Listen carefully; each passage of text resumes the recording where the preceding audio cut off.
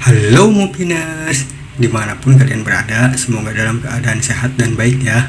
Kali ini memang akan mengulas film yang berasal dari negeri tirai bambu, yang menceritakan seorang pria yang mencoba mencari tahu sendiri kisah-kisah keluarganya yang misterius. Film tersebut rilis di awal tahun ini, dan salah satu film yang menarik untuk diulas, dan film tersebut diberi judul. Jangan lupa untuk siapkan kopi panas, suhu kacang ubi-ubian, dan jagung beledug untuk menemani hari kalian yang sesibuk ini. Ulas film.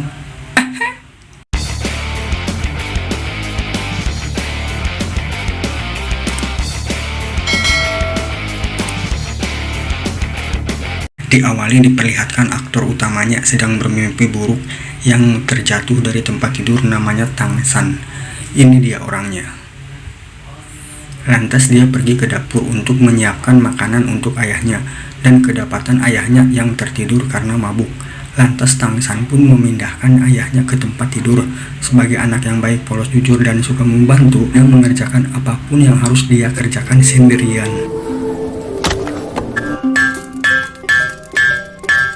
Kemudian Tang San pergi ke hutan untuk mempelajari ilmu yang diberikan keluarganya yang tertulis di buku. Sesampainya di pinggir sungai, Tang San pun berlatih dan diperlihatkan Tang San yang sudah menguasai ilmu tersebut, memindahkan langit dan bumi, yaitu bisa bergerak dengan cepat melebihi bis cepat antar kota, dan bisa mengaktifkan mata Sharingan seperti keluarga Uchiha di anime Naruto, bisa melambatkan pergerakan yang cepat dan menyerang tepat sasaran. Selesai berlatih, Tang San pun berniat pulang, namun di perjalanan dia melihat sebuah sayuran yang berantakan dan mencoba untuk merapikan. Kemudian Tang San mendengar suara aneh di semak-semak. Saat Tang San mau mengintip, tiba-tiba monster laba-laba muncul dan menyerang Tang San. Seketika Tang San pun lari dengan ilmu memindahkan langit dan bumi. Tang San pun dengan mudah menghindari serangan monster tersebut. Namun monster sange tersebut terus mengejar dan menyerang Tang San. Dan akhirnya Tang San pun mengeluarkan mata Sharingan yang lalu melemparkan 5 paku ke arah monster laba-laba tersebut. Namun salah satu paku tersebut mengenai mata monster tersebut, dan itu yang bikin monster makin kesurupan lalu menyerang dengan melaba-laba buta.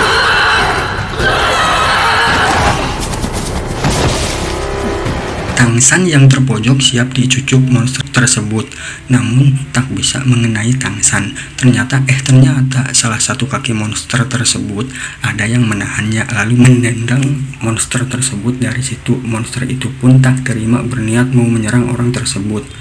Namun dia berubah dan mengeluarkan 3 cincin yang berwarna-warni di tubuhnya. Monster itu pun lari. Ternyata orang tersebut dari balai roh pelindung namanya Su Yuntao. Lalu Su Yunto meraih tangan Tang San untuk merasakan roh pelindung Tang San, tapi dia heran roh pelindung Tang San belum bangkit tapi sudah bisa melukai monster tersebut. Di sisi lain, Su Yuntao yang sudah berada di desa, yang sedang menemui kepala desa, dia membicarakan di desanya ada monster laba-laba yang berniat tinggal di desanya selama 2 hari dan ingin mengadakan ritual pembangkitan roh pelindung di desanya itu. Kepala desa pun menyambut dengan senang karena sudah lama tidak ada ritual pembangkitan roh pelindung di desanya tersebut. Lantas kepala desa pun akan mengumpulkan pemuda-pemudi yang ada di desa untuk mengikuti pembangkitan roh pelindung.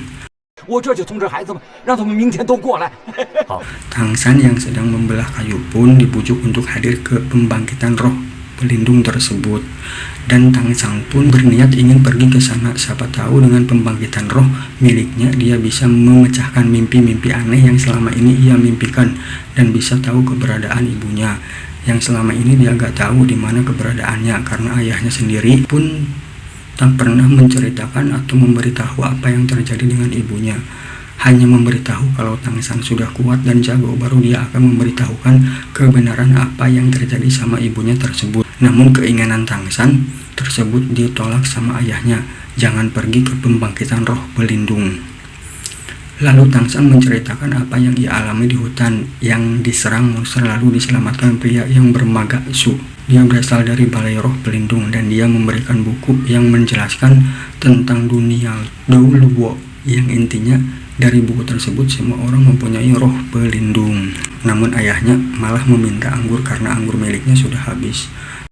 Tangsan yang penasaran terus bercerita sama ayahnya, namun ayahnya malah meminta buku yang dipelajari Tangsan kemudian membakarnya. Tangsan yang heran menanyakan kenapa buku tersebut dibakar, dan ayahnya menjelaskan kalau isi buku ilmu tersebut kalau sudah dikuasai harus dihilangkan agar orang lain tidak mempelajari ilmu tersebut karena itu milik keluarganya, dan jangan sekali-kali ilmu tersebut diperlihatkan ke orang lain kecuali keadaan terdesak.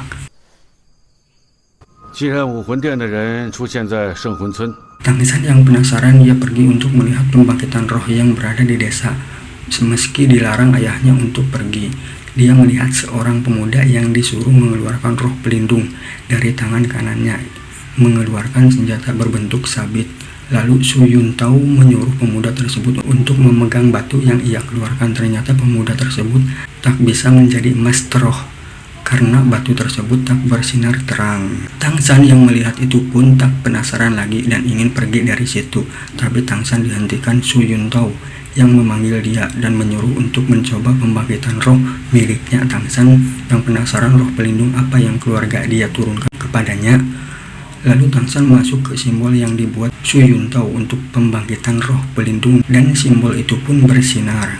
Dan Tangsan pun membukakan kepalan tangan kanannya dan muncullah sebuah tanaman yang disebut rumput biru perak. Dan roh pelindung tersebut tak berguna dikatakan Su Yuntao karena tak bisa untuk menyerang maupun melindungi, dan juga gak bisa menjadi master roh. Tangsan yang agak kecewa karena gak bisa jadi master roh disuruh Su Yuntao memegang batu kristal yang tadi pernah ia keluarkan untuk mengetes kekuatan roh pelindung tersebut. Pas Tangsan memegang batu kristal tersebut, batu tersebut bersinar terang seperti lampu Philip. Su Yuntao dan kepala desa kaget karena sangat jarang yang mempunyai kekuatan roh penuh. Lalu Su Yuntao menyuruh Tangsan pergi ke Akademi Nuoding. Itu adalah sebuah sekolah yang mempelajari dan mengembangkan kekuatan roh pelindung. 万中无一呀！可我这不是废物魂吗？ Sesampainya di rumah, Tangsan meminta maaf sama ayahnya karena dia pergi ke pembangkitan roh yang tak diizinkan ayahnya. Lalu dia menceritakan kejadian di sana dan mereka menyuruh Tangsan pergi ke Akademi Luoding. Lalu ayahnya meminta Tangsan untuk memperlihatkan roh pelindung yang dia punya. Tangsan pun memperlihatkan rumput biru perak yang katanya tak berguna. Ayahnya berpikir dan memberi izin Tangsan untuk pergi ke Akademi Luoding, tapi dengan dua syarat. Syarat pertama, saat sudah menjadi master roh, Tangsan tidak boleh bergabung dengan balai roh pelindung. Lantas Tangsan pun menyetujui syarat pertamanya, dan syarat keduanya, Tangsan harus membuat jarum dari besi yang ditempaknya, dan ayahnya akan mencontohkan cara membuatnya karena ayahnya sendiri adalah seorang pandai besi. Tangsan yang melamun dan bertanya kepada ayahnya, apakah roh pelindung itu hanya ada di tangan kanan, karena dia merasa pas pembangkitan roh pelindung di tangan kirinya merasakan kekuatan. Lalu ayahnya mencoba mengeluarkan kekuatan yang ada di tangan kiri Tangsan. Ternyata keluar sebuah roh pelindung yang berbentuk palu. Ayahnya meminta supaya roh pelindung yang ada di tangan kirinya jangan pernah diperlihatkan jikalau harus keluar pun palu tersebut untuk melindungi rumput biru perak yang berada di tangan kanannya. Ternyata Tangsan mempunyai roh pelindung ganda, makanya batu kristal yang dipegang Tangsan bersinar.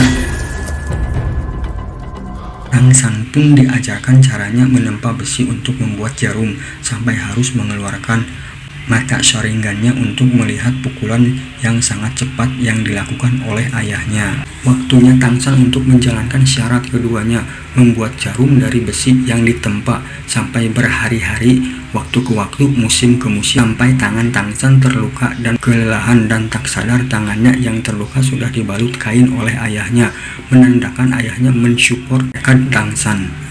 Singkat cerita, Tangsan pun bisa membuat jarum dan memperlihatkan kepada ayah dan kepala desa bahwa syarat keduanya sudah berhasil. Diperlihatkan Tangsan yang mau pergi ke Akademi Luoding yang diantar kepala desa, dan film pun berakhir. Intinya, kejarlah tekadmu, jangan mengejar tekad orang lain. Nantikan episode keduanya tentang perjalanan Tangsan yang berada di Akademi Luoding, dan tentunya dia akan bertemu wanita imut ucul polos yang bikin laki-laki senyum-senyum sendiri. So, jangan lupa untuk tersenyum hari ini. Bye.